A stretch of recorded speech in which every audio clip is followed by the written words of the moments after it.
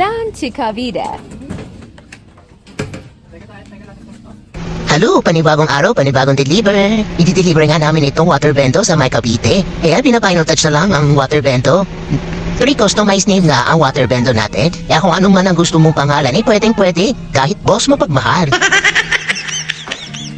Sabihin mo lang kung anong gusto mong name, ayun ang ilalagay namin. I'm amazing! At dahil ikaw ang customer namin, siguradong ang machine mo ay pulitong-pulito sa paggawa. Tignan mo naman kung gaano kadahan-dahan. Sapagkat ng mga design si Kuya Mikey, kasi sinisigurado namin na ang machine mo ay hindi lang maganda sa loob, pati rin syempre sa labas. Kaya yung design niya hindi lang sa pangharap, pati sa gilid lalagyan namin side to side, left and right, up and down.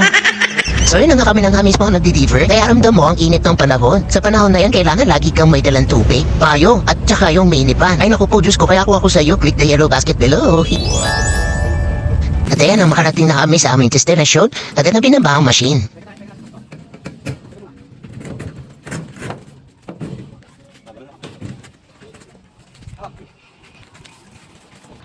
At ayan po sila Mama Sir, ang may-ari ng bento. Sa harap nga ng tindahan nila, tinayo ang water bento. Saktong-sakto nga sa harap ng tindahan nila ang water bento, parang sinukat. Pagkalagay niya agad ng sinetap ang water bento. At in-explain na rin namin kay Sir kung ano yung mga nasa loob, kung paano nagpa-function, kung paano gamitin. At iba pa, pag papasok na papunta kay Sir, ikita mo na kagad ang water bento at ang kanilang tindahan. Nang matapos na sa pagkabit ng water bento ay kinalibrate na ang coins dot noong 5, 10, tsaka 20 accepted all the new coins. Pagkatapos ay sinunod na rin ang paglagay at pagkabit ng mga filter. May mga stages ang filter and 20-inch na yan at may U-billet na yan for water disinfect.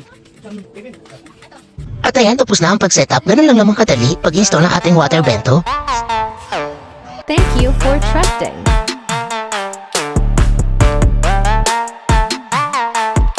Message me to my FB account for more details.